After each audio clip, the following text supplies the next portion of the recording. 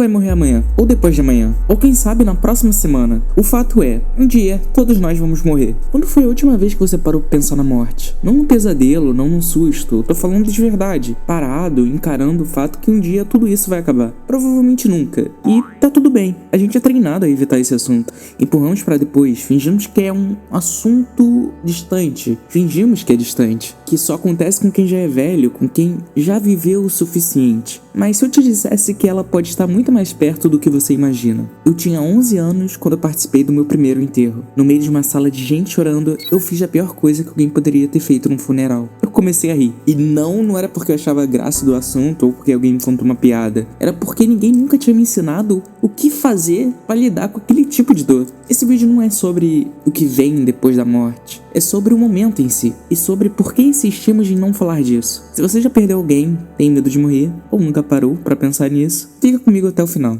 A morte aparece o tempo todo nas histórias que a gente consome. Em filmes, ela costuma ser um ponto de virada.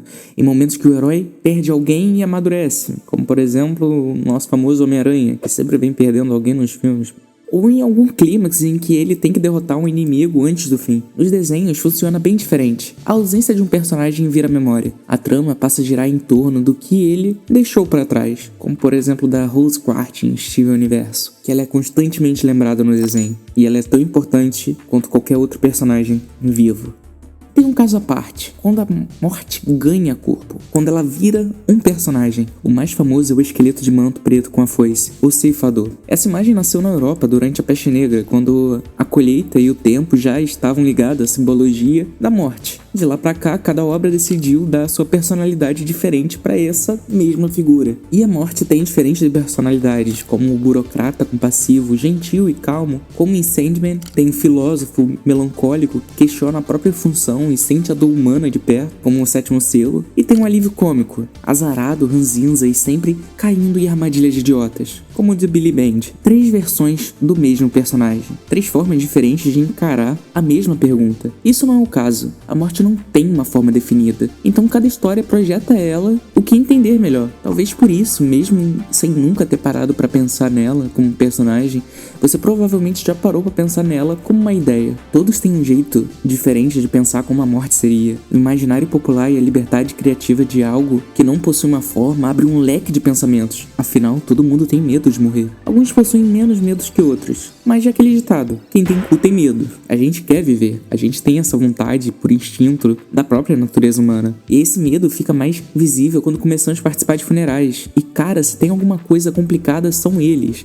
porque você não sabe ao certo como reagir a eles. Se foi uma pessoa muito querida, o mais natural do luto é você ficar chorando, lacrimejando ou coisa do gênero, mas cada pessoa lida com a perda de um jeito totalmente diferente. E eu estou falando isso porque no meu primeiro enterro eu não reagi de um jeito tão convencional assim. Olha, para dar uma contextualizada, eu era uma criança de aproximadamente 11 a 12 anos quando isso tudo aconteceu, e era o enterro da minha avó. Eu amava ela, já que o único avô que eu tinha vivo além dela morava na roça, e ela eu via praticamente toda semana, todo fim de semana na realidade eu ia visitar ela. Então eu tinha uma ótima relação com ela. Ela me dava brinquedos, brincava comigo, fazia piadas com humor totalmente questionável, mas eu amava isso. Eu amava a minha avó. Então teve um dia que ela chegou a falecer. Eu tive que ir pro enterro dela junto com a minha família inteira. E esses enterros são meio que engraçados, porque normalmente você encontra alguns parentes que você nunca viu na vida e que você só descobre que é parente seu porque ele tá lá naquele local. Você descobre que é primo de sei lá quem, do compadre, do enteado de sei lá. E assim você acaba descobrindo a família. Tudo bem que depois você nunca mais vê eles, mas você descobre que você tem uma parte da sua família que você não conhecia. E nesse dia eu estava tão, mas tão desconectado da realidade que ao ver o tumultuado de pessoas chorando, mas a sensação de não conseguir segurar aquilo, que eu simplesmente tive uma crise de riso. E não é porque eu estava achando graça de toda aquela situação ou algo do tipo, mas sim é que eu estava muito, mas muito nervoso. E na época eu não tinha noção que era crise de riso ou qualquer razão de rir naquele momento tão errado assim. Lembro que eu me culpei bastante naquele dia e decidi me afastar do local e não participar mais do velório naquele momento. Meus pais me entenderam naquela situação, mas eu fiquei remoendo essa sensação até descobrir que era um mecanismo de defesa para uma sobrecarga emocional. A realidade é que eu estava em choque perante aquela situação toda. A questão é que, por ser minha primeira participação em um velório de fato, que eu lembre, eu não soube como reagir. Muitas pessoas não sabem lidar direito com o luto. Alguns ficam semanas semanas, outros meses, já alguns não conseguem superar completamente. A partir disso vem o próprio tabu quando falamos sobre esse tema. A morte é tratada como um assunto incômodo, proibido nas conversas do dia a dia, como se falar dela afastaria ela de acontecer, coisa que sabemos que não é verdade. O medo da própria finitude impede que as pessoas de ouvirem quem está triste ou doente. Existe essa falsa ideia de que não falar evita o sofrimento. É por isso que nos primeiros estágios de luto, o primeiro tópico é a negação, de não acreditar que aquilo realmente aconteceu. Quando pensamos na morte, a gente sempre tende a imaginar que é algo distante, longe de acontecer, mas ela está presente independente da sua idade, sendo capaz de acontecer por acidentes, crimes ou doenças sem tratamentos. Eu sempre imaginei a morte como algo distante, porque até então ela acontecia com parentes com uma certa idade avançada ou com pessoas que eu não tinha muito costume de convivência, até o ano passado.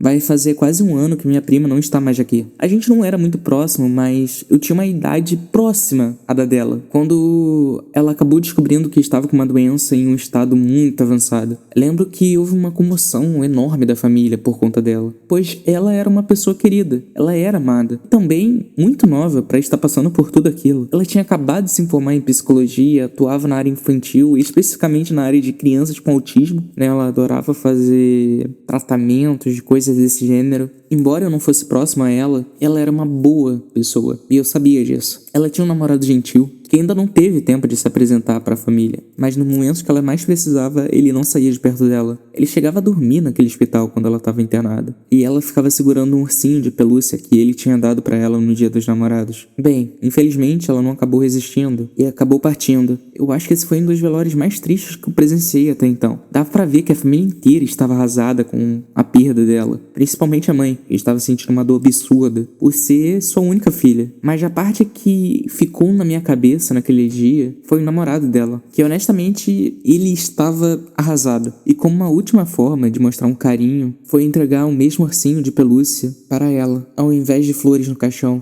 E essa foi uma das despedidas mais tristes que eu já vi. Não porque ela era mais querida que todos os outros membros da família ou qualquer coisa do gênero. É que foi muito rápido, foi inesperado.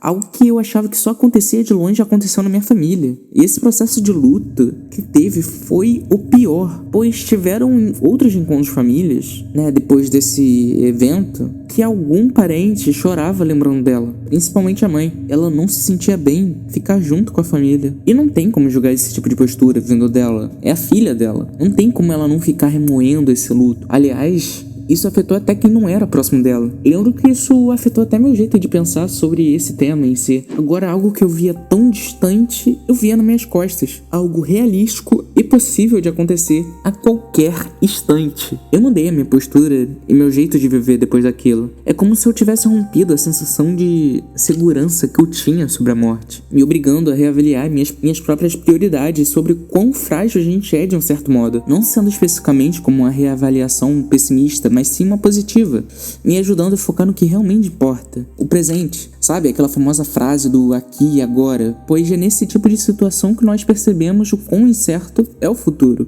Eu comecei a praticar exercícios, tomei vergonha na cara pra reconciliar com meus amigos, que eu tinha parado de conversar por bobeiras. Comecei a ser mais grato pela vida, buscando uma maneira de me deixar mais leve, me permitir ser mais sincero comigo mesmo. Esses momentos de lutos que servem como um choque de realidade pra lembrar que haverá o seu próprio enterro, independente do seu caráter. E isso não é uma coisa pra se temer tanto, já que morremos uma vez, mas todos os outros dias viveremos. A questão é se vamos viver de verdade mesmo. Uma certa vez, eu ouvi um certo comentário dizendo: a morte virá pra você, pra quem você ama, e isso não é uma tragédia. É a verdade. E a verdade, quando aceita, torna cada instante precioso. Ame o hoje, o agora, enquanto o agora ainda é seu. Quando falamos sobre aceitação, não estamos falando sobre perder o medo de morrer. Esse medo é necessário, mas sim sobre apreciar cada momento que podemos ter, viver a nossa própria vida, para que não haja arrependimentos. Se esse vídeo te fez pensar em alguém que você perdeu, ou te lembrou a valorizar quem ainda está por perto, deixa o like. Isso ajuda muito o vídeo a chegar a mais gente que também precisa ouvir isso. Se você quiser continuar essa conversa nos comentários, estão aí, conta pra mim como você lida com esse assunto ou alguma história que tenha marcado você. Bem, se você gostou do vídeo, deixa o like, compartilha e até um próximo vídeo.